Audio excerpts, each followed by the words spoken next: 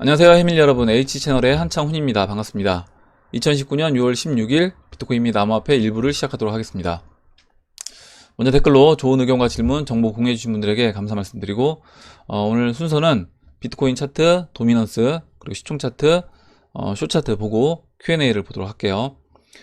먼저 이제 비트코인 차트를 볼 건데, 지금 이제 일봉 차트고요. 보시면 이 초록색 이 추세 라인이 채널의 4분의 1 지점을 표현하는 추세 라인입니다.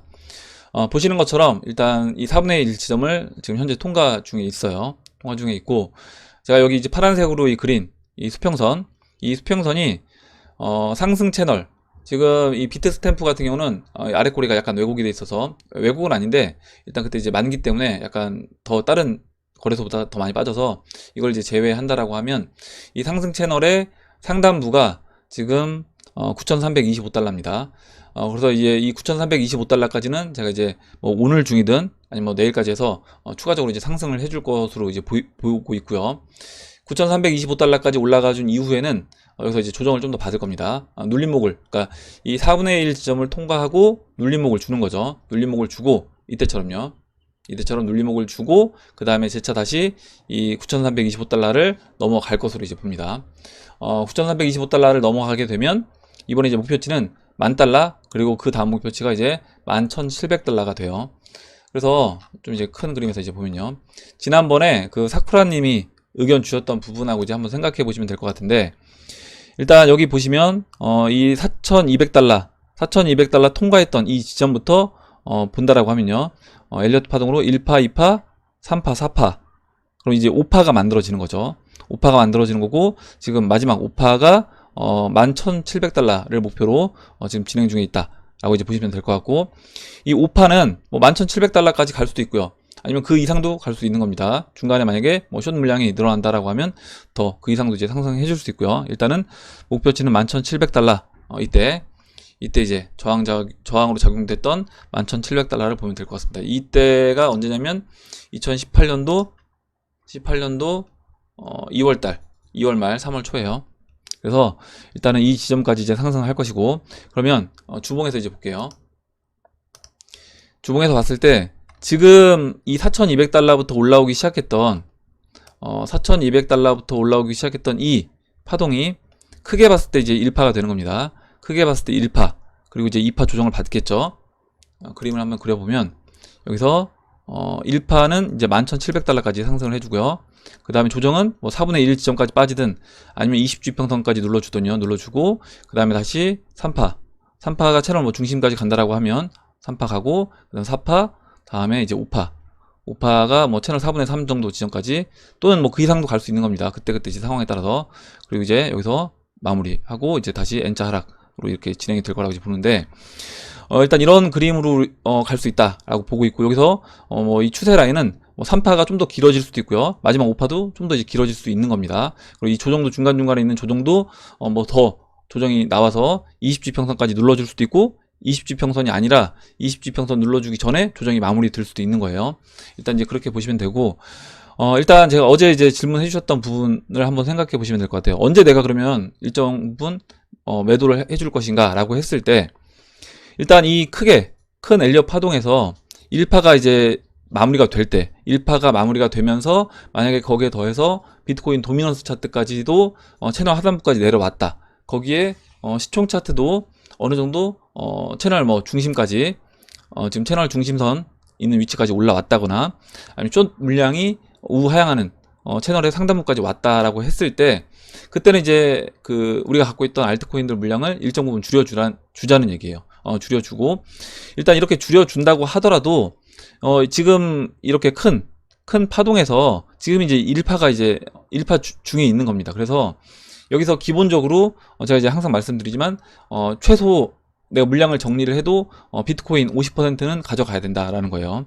만약에 내가 생각했던 것만큼 조정이 안 오거나, 아니면 생각했던 것보다 더 1파가 이제 길어질 수 있기 때문에 물량을 정리해 줄 때도 일정 부분 물량은 항상 포트폴리오에 둬야 된다 나중에 물론 뭐 채널 4분의 3 지점까지 올라왔을 때는 그때는 홀딩 물량을 최소화시키고 뭐 한 20%, 30%이 정도만 가져가고 나머지는 이제 현금화 해도 되겠지만 지금은 이제 비트코인 물량이 최소 아무리 우리가 현금화를 한다고 해도 반 정도는 가져가야 된다라고 말씀드리고 있는 거예요. 그래서 여기에서 일단 전 제가 보는 관점을 말씀드리는 거고 각자 이제 매매 기준을 세우시면 되는 겁니다. 큰 흐름에서 이런 식으로 이제 흘러갈 것으로 예상이 되고 있기 때문에 이 과정에서 각자 이제 기준을 세우시면 되는 거고 이렇게 이제 보는 이유는 지금 보시면 이 빨간색 20주평선에 제가 이렇게 추세 라인을 하나씩 그렸습니다.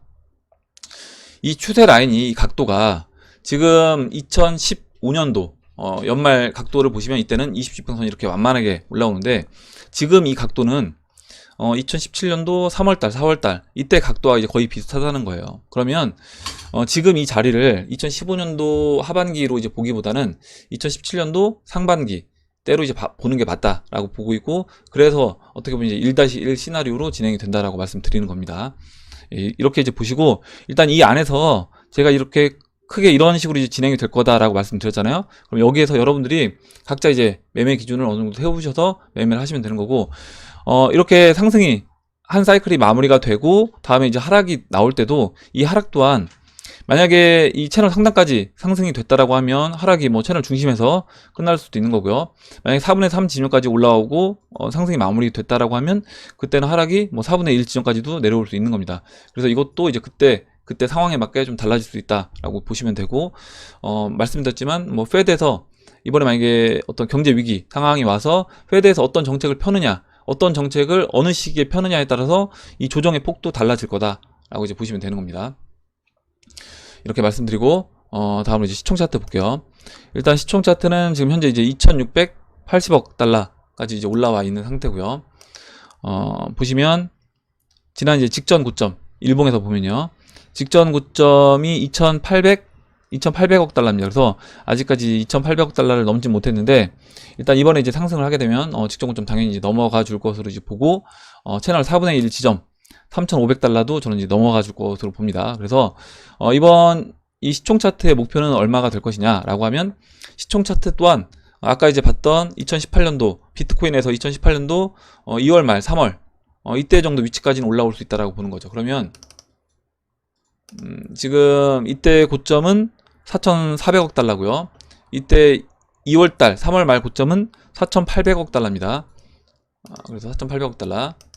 물론 여기서 추가적으로 더 상승해줘서 2018년 1월달 고점이었던 이때 5,700억 달러 5,700억 달러 하면 지금 이 채널 중심의 약간 밑에 있는 채널 4분의 2 지점에서 중심을 약간 넘어가는 그 정도 위치까지도 이제 상승을 해줄 수 있다. 그래서 이거를 이제 딱 내가 여기서 이제 딱 마무리가 된다라고 이제 단정 짓기보다는 대략 한 4,400억 달러부터 5,800억 달러 정도까지 이제 범위로 이제 보시면 될 것 같고 그 사이에서 도미넌스 차트와 이제 비교해서 이제 보시면 되는 거예요. 도미넌스 차트가 채널 하단까지 내려왔다라고 하면 야, 이 정도에서 이제 마무리가 되겠구나. 이렇게 그때 같이 맞물려서 우리가 이제 비교를 해보면 될 것 같습니다. 그리고 다음으로 이제 숏 차트 볼게요. 숏 차트는 이제 지금 비트코인 추가적으로 더 상승을 하다 보니까 숏 물량도 늘어났어요. 늘어났고 보시는 것처럼 일단은 지금 50일 이평선까지 돌파해 놓은 그런 모습입니다. 여기서 이제 추가적으로 비트코인 상승하면서 숏 물량이 더 늘어난다라고 하면 그거에 따라서 비트코인도 더 추가적으로 이제 올라가 줄 수 있다라고 보고요. 일단 채널 상단까지 숏 물량이 늘어났다라고 하면 그때는 좀 경계감을 갖고 보자라고 말씀드렸습니다. 그래서 이 부분도 지켜볼 필요가 있어요. 그래서 일단은 이렇게 단기적으로 한번 올라갈 때는 쭉 같이 올라가 줬다가 채널 상단부 가기 전에 이때부터는 이렇게 완만하게 올라갑니다.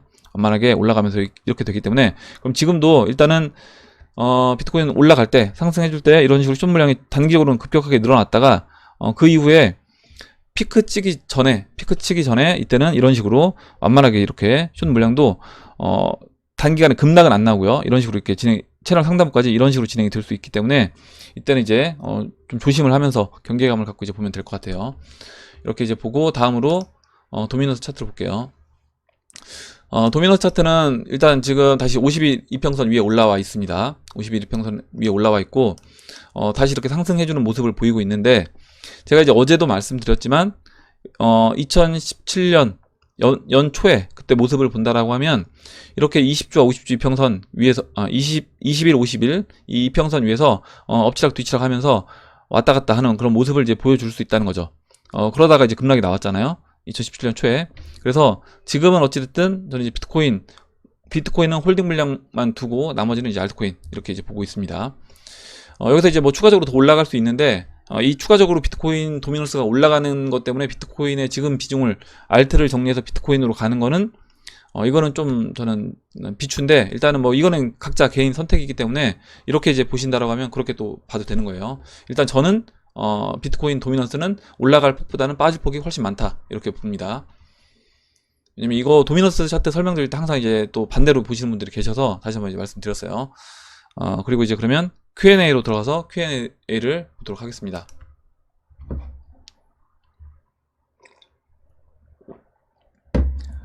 금은동님이 써주신 내용부터 볼게요. 벡트 거래소의 비트코인 선물 거래가 어떻게 이루어지는지 궁금합니다. 기존의 선물 거래가 돈 놓고 돈 먹기였다면 벡트는 돈 놓고 비트 먹기인지 비트 놓고 비트 먹기인지 그리고 정산시 기준 가격은 어떻게 결정이 되는 건지 이렇게 물어보셨고, 일단 당연히 선물을 할 때 뭔가 이제 매수를 하려면 당연히 그때 매수할 때는 돈을 넣어야겠죠. 돈을 넣어야지 비트코인을 매수할 겁니다. 매수하는 거고, 그럼 이제 선물을 매도하고 싶은 사람들 입장에서 생각을 해보면 그 전에 이런 현물 인수 인도 방식이 아닐 경우에는 내가 비트코인을 들고 있지 않아도 그냥 그 증거금만 있으면 그 증거금을 담보로 비트코인을 매도를 칠 수 있어요. 근데 지금은 이 벡트 거래소 같은 경우는 내가 비트코인을 매도하고 싶으면 그 매도하는 현금이 있는 게 아니라 증거금이 아니라 그 비트코인 내가 매도할 것만큼의 이제 비트코인이 있어야 된다라는 거라고 이제 보시면 되고요. 그 기준 가격은 어떻게 결정이 되느냐? 기준 가격은 이제 그 인덱스 기준이 있을 겁니다. 벡트 거래소에서 우리는 예를 들어서 뭐 어디 거래소 기준으로 하겠다. 아니면 어디 거래소 그 세 가지 거래소의 어떤 평균으로 하겠다라든지 그런 식으로 이제 인덱스 기준을 삼을 거고, 그 기준 거래소로 그 해당 기준 날짜 1거래라고 하면 뭐 1거래 9시를 정산 날짜로 한다, 기준으로 한다 그러면 매일 9시 오전 9시에 딱 그 기준 거래소들 평균가를 뭐 정해서 그걸 가지고 마지막으로 이제 기준가를 정할 거예요. 그렇게 보시면 되고, 월 결제하는 것도 마찬가지입니다. 만약에 뭐 둘째 주 목요일 하겠다, 둘째 주 뭐 금요일 하겠다 이렇게 했을 때 그 해당 날짜의 만기 시간에 따라서 그 해당 거래소 기준가를 정해서 그 기준가로 이제 보고 결제를 한다라고 보시면 될 것 같습니다. 이렇게 보시면 되고, 그 다음 읽어볼게요. 벡트 거래소에 대한 개인적인 단상은 단순한 코인 거래소가 아니라는 겁니다. 호텔에도 급이 있듯 프리미엄 거래소를 차려서 최상위 부유층을 대상으로 고품격 서비스를 내놓으리라 생각합니다. 그리고 비트코인 고래들은 벡트를 통해 거래 서비스보다 스탁 서비스를 이용하리라 생각하고요. 은행에 돈을 맡기면 이자가 발생하듯 벡트 VIP 고객들에게는 예치한 비트코인에 비례하는 이자가 발생할 것이라고 생각합니다. 이미 어떻게 보면 이제 그 피델리티에서 서비스를 하고 있죠. 커스터디 서비스는. 부자는 돈을 버는 것보다 지키는 것에 더 관심이 많다고 들었습니다. 간단히 말하면 비트코인 선물 거래는 비트코인 고래들을 위한 맞춤형 서비스가 될 거라 생각합니다. 그리고 파트너사인 스타벅스는 비트코인으로 커피를 사 마시는 서비스를 내놓으며 암호화폐를 법정화폐로 전환, 예치하는 기능을 하리라 생각합니다. 미국에서 가장 많이 결제되는 모바일 카드는 스타벅스 앱 카드라고 합니다. 스벅 선불 카드에 예치된 금액만 해도 1조 원이 넘는다고 하는데, 스벅은 사실상 은행업을 병행하고 있지만 암호화폐 수용을 통해 현금 자산을 더 확충하리라고 생각합니다. 덧붙여 비트코인 선물 거래를 시작으로 다른 암호화폐들도 조만간 거래가 될 거라고 이제 보여지고요. 카지노에 가면 10만원짜리부터 1000원짜리 칩이 있듯이 구색을 맞추기 위해서 여러 코인들이 필요하리라 봅니다. 벡트 거래소의 모회사인 IC 대표 제프리 스프레처는 이미 6년 전부터 벡트 거래소에 대한 구상을 시작했다라고 합니다. 그만큼 완성도가 높은 상품으로 출시하리라 기대합니다. 이렇게 써주셨고요. 그래서 벡트 거래소에 대한 이렇게 또 의견을 써주셔서 같이 읽어봤습니다. 일단 뭐 스타벅스는 그러니까 우리가 이제 스타벅스, 저 같은 경우도 스타벅스에 돈을 이제 충전을 해 놓습니다. 충전을 해 놓는데 그거에 대한 이자를 저한테 주진 않죠. 이자를 주진 않지만 대신 이제 서비스를 주죠. 그에 대해서 뭐 제가 이제 커피를 몇 잔 이상 마셔서 등급이 올라가게 되면 뭐 해당 등급이 올라갔을 때 뭐 10잔당 뭐 한 잔을 준다거나 이런 식으로 서비스를 주고 또 이제 회원이 돼 있어서 어느 정도 내가 뭐 골드 회원 아니면 뭐죠? 그린 회원 이런 식으로 각 등급을 주고 그 등급에 맞게끔 또 인센티브를 줍니다. 뭐죠? 예를 들어서 커피를 뭐 샷 추가를 무료로 해준다거나 아니면 우유를 뭐 두유로 이제 바꿔준다거나 이런 식으로 이제 서비스를 해줍니다. 일단은 이게 어떻게 보면 지금 스타벅스에서 하고 있는 게 결국에 이제 그런 거랑 비슷하게 볼 수 있어요. 뭐냐면 그 스테이블 코인. 스테이블 코인도 마찬가지로 우리가 스테이블 코인을 사기 위해서 돈을 넣어서 스테이블 코인을 받습니다. 근데 그 스테이블 코인을 갖고 있다라고 해서 이자를 주진 않죠. 이자를 주진 않는데 그 스테이블 코인을 발행한 그 기관은 우리가 갖고 있는 그 돈을 다시 자기들이 은행에 넣어서 이자를 받습니다. 이렇게 이제 보시면 될 것 같고, 그런 행위를 이미 이제 스타벅스가 하고 있다. 이렇게 이제 보시면 될 것 같아요. 다음 볼게요. 다음으로 만천하님이 주요 메이저 코인들이 다 매수하기 좋아 보이는 자리를 만들어 놓았다는 건 긍정적으로 볼 수 있을까요? 예, 그렇죠. 지금 다 매수하기 좋은 자리라는 건 여기서 이제 언제든지 올라갈 수 있는 그런 위치에 있다라는 거기 때문에 당연히 긍정적으로 보시면 되고, 그게 이제 지금 뭐 각 알트코인 차트뿐만 아니라 도미넌스 차트도 채널 상단부에 있는 것이고요. 지금 뭐 시총 차트 여러 가지 차트들을 봤을 때 지금 이제 올라갈 수 있는 그런 자리에 있다라는 겁니다. 다음으로 조자영님이 질문해 주신 내용 볼게요. 예, 잠시만요.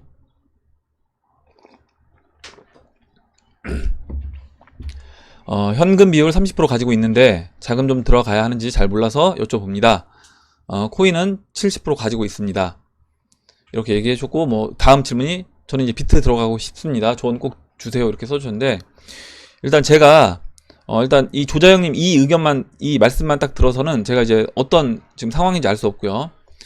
제가 이제 여러분한테 드리고 싶은 우리가 자산 관리를, 자금 관리를 어떻게 해야 될 건지 이 부분을 간단하게 이제 그림을 그려서 말씀을 드리도록 하겠습니다. 일단 그림을 간단하게 그려서, 그림은 못 그렸다고 하더라도 이해를 해주시기 바라고요. 일단 여러분들 아마 자산이 대부분 이런 식으로 이제 편성이 되어 있을 겁니다. 뭐냐면 여러분들 자산을 100이라고 할게요. 이 막대 그래프 이거 100이라고 할게요. 100이라고 하고, 이 100에서 암호화폐 비중이 뭐 예를 들어서 뭐 어떤 분들은 뭐 30%, 어떤 분들은 뭐 50%, 어떤 분들은 뭐 70%, 뭐 100%, 뭐 레버리지 써서 100% 되는 분들도 계실 겁니다. 그리고 이제 부동산 있을 것이고요. 집에 집이 있다라고 하면 뭐 또 다른 뭐 투자성 어떤 부동산도 있을 수 있고요. 그 다음에 이제 현금이 있겠죠. 그 다음에 뭐 엔화, 달러, 이건 없는 분들도 계실 거고 있는 분들도 계실 거고요. 그 다음에 뭐 금이라든가 은, 이것도 이제 있는 분들 없는 분들 계실 겁니다. 이렇게 이제 나눠져 있다라고 보면, 여기에서 지금 조자영님이 말씀하신 그 암호화폐 갖고 있는 것이 70, 그리고 현금이 30이라는 그 얘기에서 그 현금이, 여기 있는 현금 30이라고 하면 저는 이제 이거를 지금 비트코인이 올라갈 것 같다고 해서 여기서 있는 현금을 다시 암호화폐에 투자하는 건 전 반대라는 겁니다.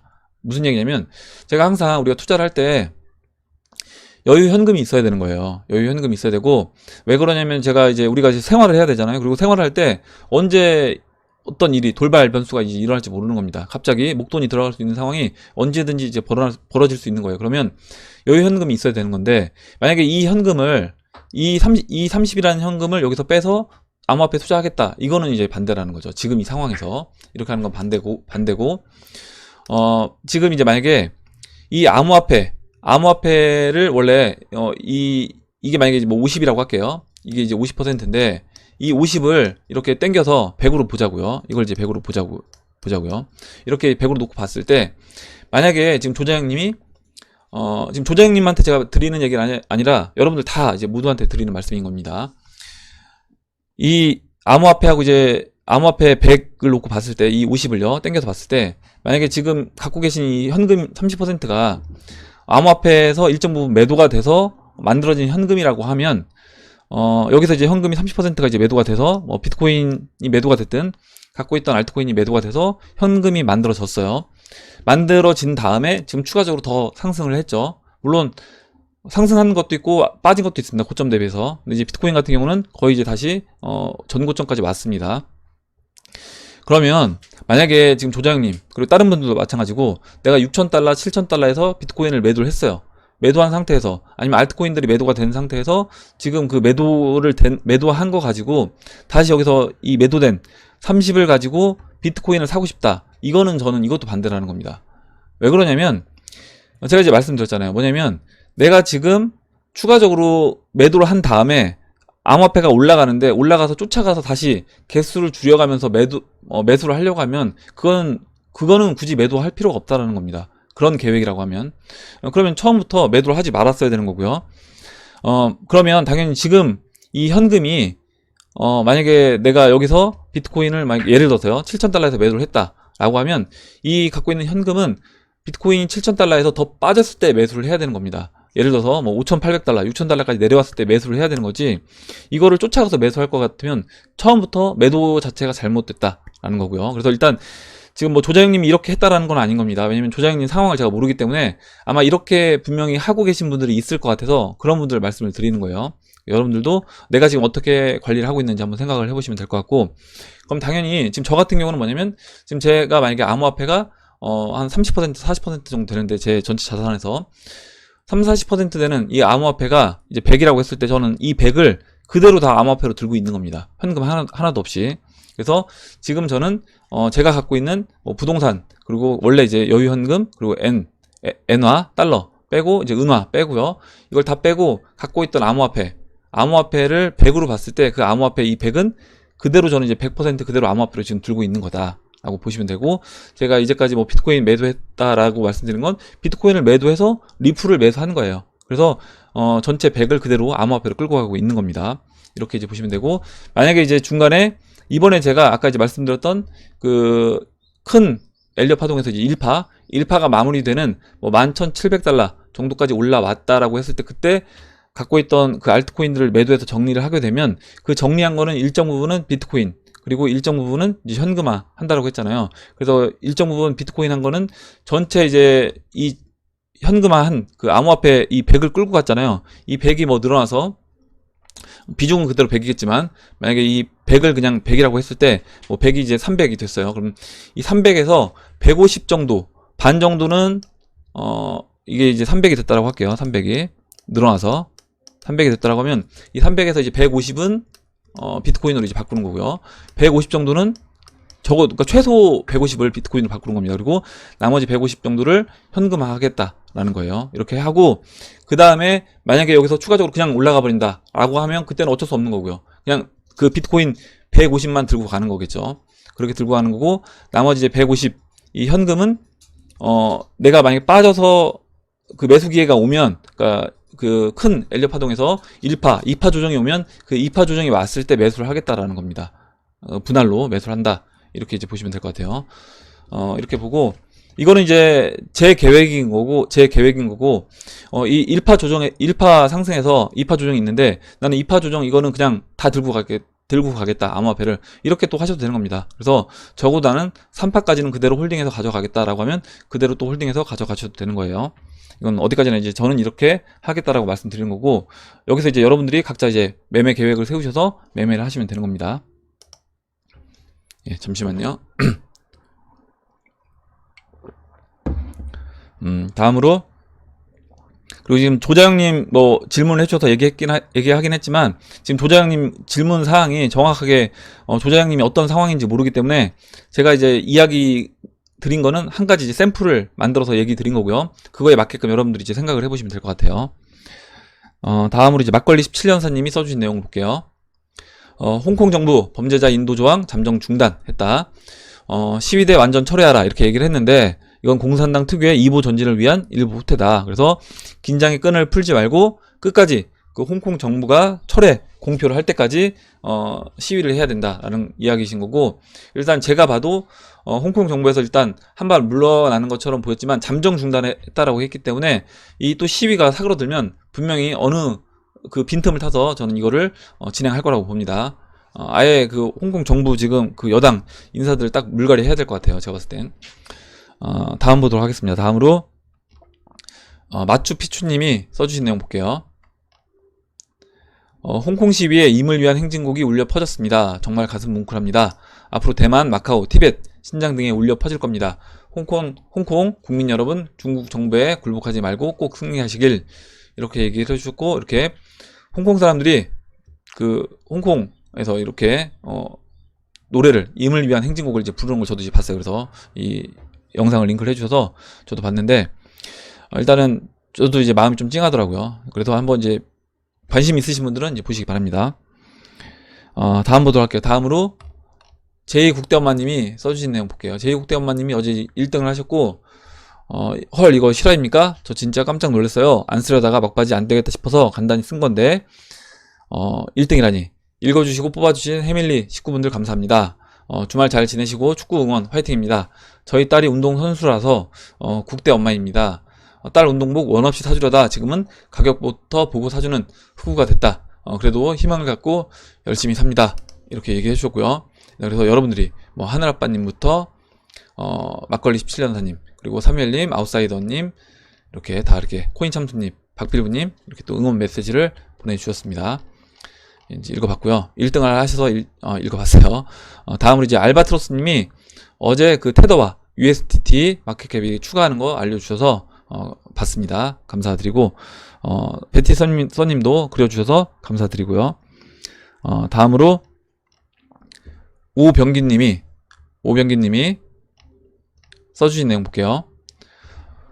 금태환 가상화폐가 나온다고 얘기들을 하고 있는데 그리 되면 기존의 암호화폐에 어떤 영향이 있을까요? 이렇게 물어보셨고 베네수엘라의 페트로도 금, 뭐 다이아몬드, 또 원유, 은 이런 거를 기반으로 해서 암호화폐를 만들었어요. 그리고 지난번에 또 어떤 이제 또 뭐죠? 우리 전 지구에 있는 모든 자원을 기반으로 해서 거기에 암호화폐를 발행하겠다 또 이런 얘기까지 있었습니다.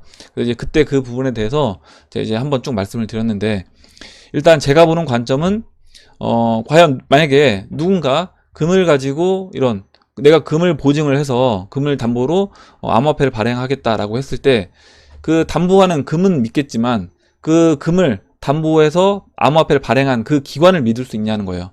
베네수엘라 정부를 못 믿어서 페트로가 같이 인정받지 못하는 것처럼 그렇게 이제 보시면 된다. 그래서 결국에는 뭐냐면 그 어떤 담보할 수 있는 그 담보물보다도 더 중요한 거는 저는 그 안에 있는 생태계 안에 있는 네트워크 안에 있는 사람들이 인정하는 그 가치와 신뢰가 더 중요하다라고 봅니다. 그래서 일단은 저는 이거는 별로 이제 크게 이제 이거는 영향을 주진 못할 거다라고 생각을 해요. 물론 이제 뭐 페드에서 근본이 기반으로 해서 금태한 암호화폐를 만들겠다라고 하면 그땐 좀 얘기가 달라질 수 있겠죠. 근데 뭐 그렇게 하진 않을 거라고 보고요. 그렇다라고 하면 당연히 어떤 기관에서 내가 금을 기반으로 원유를 기반으로 이렇게 암호화폐를 발행하는 이런 것들은 크게 저는 실효성은 갖진 않을 거다라고 봅니다. 이렇게 말씀드리고 다음 볼게요. 다음으로 충남 슈마너님이 써주신 내용을 보도록 하겠습니다. 예, 이장님의 드립 실력이 점점 늘고 있다 이렇게 얘기해 주셨는데 일단 하다 보니까 이게 또 재밌다고 얘기를 해주셔서 이제 개그 욕심이 나서 좀 무리를 하고 있습니다. 좀 자중하려고 해요. 그래서 앞으로는 다음 보도록 하겠습니다. 다음으로 막걸리 17년사님이 써주신 내용을 보도록 하겠습니다. 네, 잠시만요.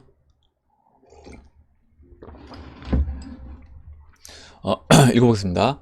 조지 소로스 헤지펀드의 살아있는 전설, 금융계 대부, 대한민국 IMF 경제를 개박살낸 장본인이고 헝가리 태생이지만 유대계에 가까우며 반 트럼프 진영이고 2000년 초에 클린턴, 오바마 정권 당시 커가는 중국 경제 또한 개박살 시도했으나 실패, 중국과 앙숙 관계이며 힐러리가 막았다는 설이 있다. 허나 죽기 전에 중국 붕괴를 시킬 것이다. 아이러니하지만 딥스테이트 최상단 세력 중 하나인 조지 소로스 외 JP모건, 골드만삭스 금융, 기업 세력, 정치적 이합 집산을 떠나서 국가적 이해관계에 따릅니다. 이런 뭐 어떤 정치적으로는 서로 이제 약간 반대인 입장에 있을 수 있겠지만 국가적으로 중국과 미국 이렇게 봤을 때 아니면 또 뭐 요즘에 이제 문명 간의 충돌이라고도 얘기를 많이 하잖아요. 이렇게 봤을 때는 당연히 어떻게 보면 지금 미국 입장에서 조지 소로스도 이렇게 중국을 어떻게 보면 한번 매겨야 되는 이런 상황이다라는 겁니다. 미 공화당 부시부자, 클린턴, 힐러리, 오바마, 딥스테이트, 삼국회 동부가 중심, JTBC 창업자, 홍석현, 삼성 이재용, 자한당 나경원 등 공공연히 알려진 팩트, 부시 방한 때 삼성 이재용 우선순위 결론은 그림자 세력이 꿈꾸는 뉴 월드 오더, 세계 단일 정부 신세계는 달러 기축 지위가 빠지더라도 자본주의에 기반을 둔 산업군을 형성할 것이다. 역사적 100년 패권국 모두가 자본주의 바탕을 둔 국가임을 명시하고 있다.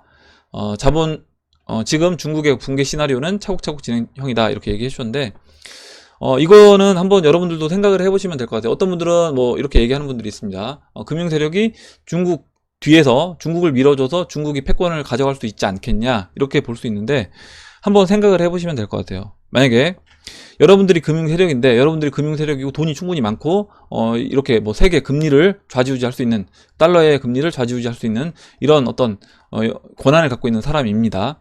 근데 만약에 내가 이 공산국가의 힘을 실어줘서 공산국가가 패권을 가져가게 됐을 때 어떤 상황이 벌어질 수 있는지, 결국에 그 금융 세력들도 인간인 거예요. 인간이고 내가 내 어떤 안전에 대해서 위협을 받을 수도 있는 겁니다. 여러분들이 만약에 지금 중국 시진핑 같은 경우는 지금 보시면 지난 그 알리바바 마인도 쫓아냈고, 지난번에 제가 그 관련된 이제 기사를 말씀드렸는데, 중국 안방범위어 이번 중소은행 경영권 접수했다라고 얘기를 했고, 이때 실종이 된 겁니다. 이렇게 샤오제나 밍텐그룹 창업자가 실종이 됐고, 그 다음에 이제 18년형 또 체포돼서 징역 받고요.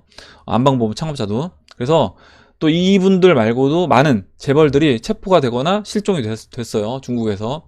이렇게 이제 본다라고 하면, 그들도 이렇게 금융세력들도 생각을 해보겠죠. 야, 얘네 공산당 애들은 지들이 이제 일당 독재를 하게 돼서 어떤 힘을 갖게 되면, 권력을 갖게 되면, 이거는 이렇게 사람들도 체포해서 내가 갖고 있던 재산들도 몰수하고 이렇게 할 수 있다는 겁니다.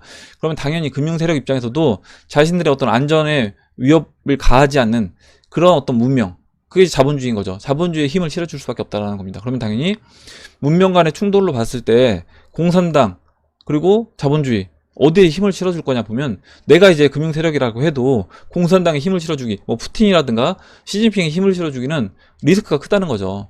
나뿐만 아니라 내 후손들이 어떻게 될지 모르기 때문에 당연히 그렇다라고 하면 이 사람들한테 힘을 실어줄 수 없는 겁니다. 그럼 당연히 자본주의를 택할 수밖에 없고요. 그래서 이번에 그 공산주의 국가들이 어떻게 보면 이 패권을 노리고 있는 부분에서 본때를 이제 보여주기 위해서 지금 작업을 하고 있는 거다, 이렇게 이제 보시면 될 것 같고, 지금 막걸리 17년사님이 그 내용을 써주신 거예요. 이렇게 이제 보시면 될 것 같아요. 그래서 지금 써주신 내용이 이제 그 내용이고요. 부채, 기업 줄도산, 탈중국, 소수국 와해, 금융제재, 환율 조작국, 미국 부자 불어 등등등 다양한 옵션과 준비된 트럼프의 2020년 재선이 확실시되는 시나리오가 보인다. 대한민국 패권국 한번 돼보자, 이렇게 이야기를 해주셨습니다. 그리고 이어서 피오나 마렌님 내용도 읽어보도록 하겠습니다. 일단은 저만의 뇌피셜인데 메모장에 붙여놓기 한 거라 음슴체가 많네요. 재미로만 봐주시길. 4차 산업 개혁하면서 미국의 큰 IBM, 지금 양자 컴퓨터 만드는 중이고, 소프트뱅크, AT&T 등 거대 큰손 기업들이 참여를 했다. 예전에 왜 빌 게이츠가 우리나라를 상대로 지원했는지 의심을 품어야 함. 왜? 그리고 뉴스에 우리나라의 5G가 미국을 앞섰다, 이렇게 나오는데 그냥 웃음밖에 안 나오고, 미국은 대한민국 상대로 임상 테스트 중이다. 다 예전부터 계획되어 왔던 거라고 말한다. 그냥 축구장은 미국 거고 관람 인원들은 중국, 거기에 편의점장은 일본, 우리나라는 그 앞에서 길바닥에서 신문 파는 거지 라고 표현하면 될 듯한데, 삼성 또한 세계로 봤을 땐 IBM 하청이고 거기에 맞는 초고성능 반도체를 제작 중이다.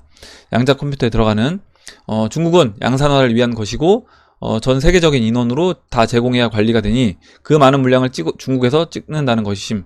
이미 스마트폰으로 개인정보 다 받아놓고 훗날 세종 스마트시티 같은 울타리 안에서 만나지 않더라도 이미 정보로 분석이 다 된다. 그럼 자유가 사라지고 항시 감시당하는 느낌이고, 지금 다른 사람 유튜브만 보더라도 이 사람이 뭘 좋아하고 뭐에 관심 있고 하는 게 관련 영상으로 나오지 않음.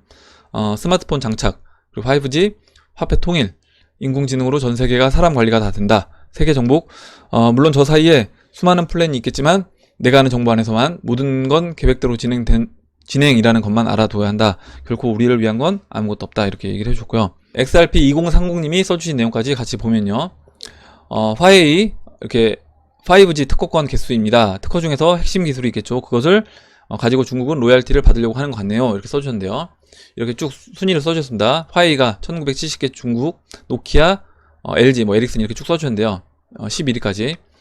일단 보시면 중국 기업들이 이제 3개 있습니다. 타탄까지 이렇게 있는데, 우리나라 한국 기업도 있고요. 일단 지금 이 미중 패권 전쟁의 최종 목표는 뭐냐면 지금 중국 기업들의 자본시장 개방입니다. 그러면 화웨이가 얼마의 어떤 특허를 갖고 있던 그건 중요하지 않다라고 보고 있고요. 결국에 화웨이, 알리바바, 텐센트 이런 기업들이 지분을 내놓게 돼서 금융 세력이 그들의 지분을 어느 정도 원하는 만큼 확보를 하게 되면 그 뭐 화웨이가 갖고 있던 이런 특허권도 결국 금융 세력이 어느 정도 좌지우지할 수 있는 그 권한을 갖게 되는 거다, 이렇게 보시면 되고, 결국에 그렇게 진행이 되어야지 이 미중 패권 전쟁은 끝이 날 거다라고 봅니다. 그렇지 않다라고 하면 화웨이가 이제 망할 때까지 밀어붙일 거예요. 근데 망한 기업에서 특허권 갖고 있어도 저는 뭐 그거는 크게 이제 의미 없다라고 보고요. 예, 나중에 뭐 특허를 팔든가 하겠죠. 그러면 이렇게 이제 봅니다. 예, 다음 보도록 하겠습니다. 다음으로 사뮤엘님이 써주신 내용 보겠습니다. 달러가 기축통화의 지위를 잃으면 무엇이 차지할까? 달러가 기축통화 자리를 잃으면 위안화나 금이 차지할 것으로 보는 의견과는 반대되는 저의 근거는 이러합니다. 달러가 약세라고 하지만 미국이 그 지위를 중국에게 주지는 않을 것입니다. 왜 그러냐 하면 기축통화를 위안화로 하겠다고 하면 산업재와 소비재 등은 다른 나라로 수입선을 돌리고 공장을 이전하면 됩니다. 이미 공장을 이전하고 있죠.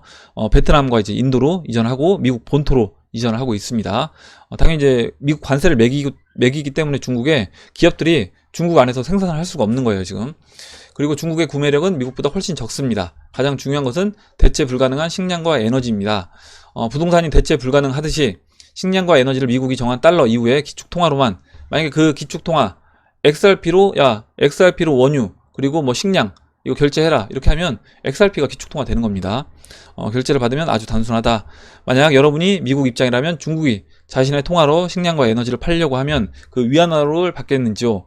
에너지와 식량을 가진 자가 통화의 패권도 가져갈 수밖에 없습니다.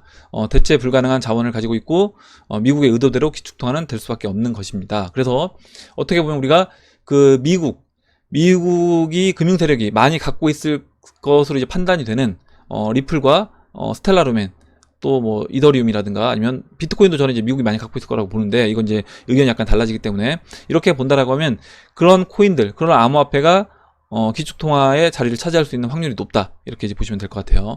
다음으로 베티서님이 써주신 내용을 보겠습니다. 베티서님이 어제 그 테더와 차트 이렇게 안에 추가하는 법을 이렇게 그림으로 직접 그려서 알려주셨어요. 그래서 어제 한번 이걸 보고 또 이렇게 따라 해봤습니다. 어제 이제 설명을 드렸으니까 그건 이 부분은 넘어가도록 할게요.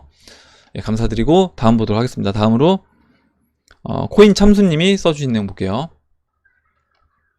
니나노님도 내용 써주셨고요. 아이들하고 축구 응원하기로 했습니다. 축구 이제 어제 졌잖아요. 아깝게 졌는데 일단은 또 밤잠 설쳐가면서 이제 보셨는데 이겼으면 좋았을 텐데요. 아쉽긴 하지만 애들 어릴 때는 볼륨 죽여놓고 축구 보고 TV 보곤 했는데 축구 꼭 봐야 한다고 치킨 시켜 놓으라고 하네요. 언제 크지 했는데 벌써 큰애가 5학년이네요. 그래서 시간은 멈추지 않고 빠르게 가는 것 같습니다. 해밀리가 목표하는 그날도 금방 올 듯 하네요. 그래서 일단 애들 크는 거 보면 금방 크잖아요. 그래서 일단 우리가 암호화폐 이 시장에 투자를 하고 있지만 암호화폐 투자를 하면서도 또 여러분 자녀분들 계실 거 아니에요. 이제 물론 자녀분 안 계신 분들도 계시겠지만 자녀분 계신 분들은 자녀분하고도 시간 충분히 보내시면서 같이 이렇게 암호화폐 투자도 하시면 좋겠습니다. 같이 읽어봤고요. 다음으로 박빌부님이 써주신 내용 보겠습니다. 아이고 참 학생 시절에도 해보지 못한 3등 안에 들었네요. 가문의 영광입니다. 사실 글 올리고 최근 동안 거래소 시세 확인보다 매표가 얼마인지 더 많이 확인을 했네요. 크크크. 한 표 한 표 늘어날 때마다 음매를 외치며 난 인간이 아니었구나 이렇게 생각을 하셨대요. 거진 1년 6개월 동안 여물 먹는 소로 살아왔는데 인간 만들어주신 이장님 그리고 해밀리 회원분들께 감사를 표합니다. 열심히 공부하겠습니다. 문득 왜 흑우로 하는지 궁금해서 찾아봤는데 어원을 클릭해서 보면 보니까 그 흑우의 어원이 그 호구입니다. 호구. 우리 이제 보면 바둑 둘 때 호구 하잖아요. 호구. 그래서 이 호구에서 발음이 혹우 됐다가 이제 흑우로 됐대요. 흑우로 됐고 그래서 사례까지 됐습니다. 쓴트 떡락 중인데 아직도 안 뺀 흑우 업체. 이게 해석을 하면 S&T 코인 가격이 폭락 중인데 아직도 매도하지 않은 어리숙한 사람은 없겠지? 이런 거래요. 그래서 이제 한번 읽어봤고요. 다음 보도록 하겠습니다. 예, 박빌부님도 다시 한번 축하드리고 글을 워낙 재밌게 써주셔서 그때 읽어봤고요. 다음으로 이제 별이님이 써주신 내용 보겠습니다. 지인이 피싱 사이트에 당했네요. 항상 주소 확인하세요. 이렇게 써주셨고요. 예, 검색해서 들어갈 때 그 피싱 사이트 있잖아요. 그 피싱 사이트 항상 조심하셔야 되고 되도록이면 직접 여러분들이 코인원이라고 하면 코인원 이렇게 치셔서 들어가시고 확인하신 다음에 그걸 즐겨찾기 해서 이용하시기 바랍니다. 이렇게 자물쇠 항상 있는지도 확인하시고요. 이렇게 말씀드리고 항상 이제 보안에 신경을 써야 되는 거예요. 다음으로 이제 빈센트 윤님이 써주신 내용 보겠습니다. 빈센트 유님이 지난번에 그 브레이킹 배드 추천해 주신 분이 누군가 했더니 빈센트 유님이 추천을 해 주셨대요. 재밌게 보고 있고요. 테드와 볼륨에 주목해보자고 건의드린 구독자시기도 합니다. 그래서 좋은 내용 이제 공유를 해주셨고, 미약하게나마 채널에 도움이 되는 역할을 하는 듯해서 뿌듯합니다. 도움이 많이 됐습니다. 저 개인적으로도 또 브레이킹 배드도 재미있게 보고 있고, 오늘은 경제 위기 시 꼭 엔화와 달러만이 답이 될 것인가 라는 생각에 스위스 프랑 엔화 차트를 조회해 보았는데, 이 또한 좋은 선택이 될 수 있을 듯 하네요. 얘기를 해주셨고요. 일단 그래서 스위스 프랑 차트를 한번 보겠습니다. 보면요, 스위스 프랑 차트를 보니까 이게 이제 스위스 프랑 대 엔화 차트예요. 그래서 엔화 대 스위스 프랑이 이렇게 보시는 것처럼 올라간다라는 겁니다. 엔화 대 스위스 프랑이 각도는 가파르진 않지만 어찌됐든 스위스 프랑이 좀 더 올라간다. 그리고 이제 이때를 한번 주목해서 봐야 될 것 같아요. 이때 2015년도 슈팅 나왔던 부분을 봐야 되고, 그러면 지금 스위스 프랑 위치는 어디냐?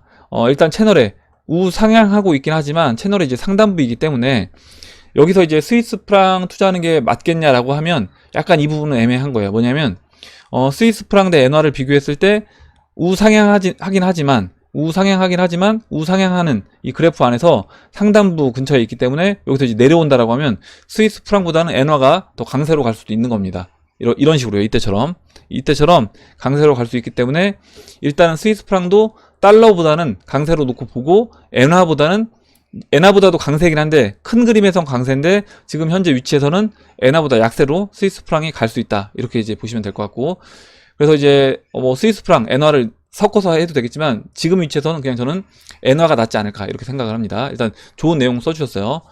그리고 한 가지 이제 달러 차트랑 이제 비교한 거 볼게요. 달러 차트와 비교해 보면 달러 차트 스위스 프랑 보면 이렇게 달러가 스위스 프랑보다 우하향해서 달러가 약세입니다. 약세고, 이렇게 본다라고 하면 당연히 달러보다는 스위스 프랑이 좀 더 낫지 않냐 이렇게 보면, 결국에 이제 달러, 스위스 프랑, 엔화를 비교해서 봤을 때 일단 강세는 스위스 프랑이 가장 강세인데 스위스 프랑과 엔화 단기적인 위치에서는 엔화가 강세로 보인다. 그러면 단기적으로는 지금은 이제 엔화를 좀 더 비중을 실어서, 만약에 내가 법정화폐에서 투자를 한다라고 하면 엔화에 비중을 실어서 투자하는 게 좋겠죠. 이렇게 이제 보시면 될 것 같고, 그리고 이제 한 가지 말씀드리고 싶은 건 뭐냐면 스위스 프랑이 이렇게 이 채널에서 그려서 움직이다가 2015년도 1월 달에 이렇게 이 상승 채널 상단부를 돌파해서 넘어갔던 적이 있습니다. 이제 이 말씀을 왜 드리냐면 이제 이때 어떤 일이 있었느냐라는 거고요. 2015년도 1월에 보시면 스위스 프랑이 41% 폭등을 했어요. 단기간에 폭등을 했는데 유로화 11년 만에 최저로 빠졌고요. 왜 그러냐 했더니 스위스 중앙은행이 자국 통화인 스위스 프랑의 가치 방어를 포기한 데 따른 후폭풍으로 글로벌 외환 채권 시장이 요동을 쳤고, 성명을 통해 스위스 프랑의 가치는 여전히 높지만 과대평가 우려는 줄었다며 2011년 9월에 도입한 최저 환율제를 폐지한다고 공식 밝혔습니다. 그래서 이렇게 이제 보시면 되는 거예요. 뭐냐면 제가 이 말씀을 왜 드리냐면, 만약에 분명히 이때도 스위스 프랑이 엔화보다 이제 고평가 영역에 접어든 거죠. 보시는 것처럼 이제 엔화보다 채널 상단부에 있기 때문에, 야, 엔화보다 이제 스위스 프랑이 비싸니까 스위스 프랑을 매도를 해야 되겠다라고 해서 누군가는 분명히 매도하는 사람이 있을 겁니다. 근데 그 매도한 세력이 그때 이제 폭스바겐 공매도 쳤던 것처럼 채널 상단부를 믿고 공매도를 막 때렸는데 매도를 쳤는데, 매도를 치니까 갑자기 스위스 중앙은행에서 야, 우리 최저 환율제 포기하겠다라고 하니까 딱 슈팅이 나온 거죠. 슈팅이 나와서 청산이 당했겠죠. 스위스 프랑을 공매도 쳤던 아니면 매도를 쳤던 세력들이 청산 당하고 그 다음부터 이렇게 다시 빠져서 지금은 다시 채널 안쪽으로 이제 들어왔다. 이렇게 보면 이때도 아마 확인을 해보진 않았지만 분명히 이 스위스 프랑에서 어떤 큰 세력이 들어와서 스위스 프랑을 매도를 쳤던, 이거는 이제 이 정도면 비싸다라고 생각해서 매도를 쳤던 세력이 있는데, 그 쳤던 세력을 더 큰 세력이 잡아먹기 위해서 이렇게 아예 스위스 중앙은행을 개입시켜서 야, 우리 최저 환율제 포기할 거야 라고 하면서 슈팅으로 올려버려서 그걸 먹어버리고요. 먹어버린 이후에 이렇게 다시 내렸다라는 겁니다. 그래서 이런 걸 보면 제가 이제 항상 말씀드리지만, 제가 이제 100% 없다, 절대라는 건 좀 말하기가 쉽지 않다라고 말씀드리는 게 이런 부분입니다. 야, 여기에서 절대 못 올라가, 여기서 무조건 떨어져야 돼, 이렇게 얘기할 수 없다는 거예요. 이렇게 단기적으로 슈팅이 나올 수도 있다. 아무리 비싼 영역이라고 하더라도 그 비싼 영역에서 어떤 시장에 더 큰 돈이 개입이 되면 이렇게 슈팅이 나올 수 있다는 겁니다. 예, 이렇게 이제 말씀드리고, 빈센트 님이 주신 이제 좋은 정보 이제 봤습니다. 같이. 다음으로 박로빈 님이 써주신 내용 볼게요. 박로빈 님이, 잠깐만요. 박로빈 님이 써주신 내용이 빠진 것 같아서 일단은 넘어가도록 하겠습니다. 일단 그럼 사뮤엘 님이 써주신 내용부터 볼게요. 중국의 에너지 거래 시장에 대해서 제가 북경에 있는 조카의 요청으로 중국 국영기업 에너지 기업의 고위 간부를 삼성물산, SK 등의 에너지 기업에 알선한 적이 있습니다. 그냥 단순히 아는 정도가 아니고 조카 며느리가 중국의 한족 고위층이고 사전 총각이 중국 사법고시 최연소 합격자로서 유력 인사입니다. 에너지 국제거래에 대한 중국의 비즈니스 형태는 우리나라에 비해서도 루트와 경험이 부족합니다. 미천한 저에게 알선을 요청할 정도이니 그 수준은 아셨으면 합니다. 제가 몸담았던 회사가 우리나라에서 에너지 개발 사업에 재벌 기업보다 먼저 진출하였고 GS 등 유수의 대기업에 제가 몸담았던 기업의 인재가 많이 스카우트 됐습니다. 이렇게 얘기해 주셨는데, 일단 지금 사무엘 님이 이 얘기를 해주신 이유는 뭐냐면 이렇게 이제 보시면 될 것 같아요. 뭐냐면 지금 중국의 어떤 에너지를 다루는 이런 수준이 이 정도밖에 안 된다라는 겁니다. 그러면 만약에 미국이 그 에너지를, 원유를 무기화했을 때 중국이 과연 그 부분에서 버틸 수 있을 것인가, 이 얘기를 지금 해주신 거라고 이제 보시면 될 것 같아요. 네, 오늘 여기까지 하도록 하겠습니다. 오늘 나온 얘기들 중에 여러분들 뭐 궁금하신 내용, 또 의견, 같이 이야기해보고 싶은 정보 있으시면 정보를 공유해주시면 같이 이야기해보는 시간을 가져보도록 하겠습니다. 댓글 남겨주신 해밀리 여러분 다시 한번 감사드리고, 영상 끝까지 시청해주신 해밀리 여러분 감사합니다. 그럼 이상으로 영상을 마치고, 영상이 도움이 되셨다면 좋아요, 구독 버튼, 그리고 알림 종 버튼을 눌러주세요. 감사합니다.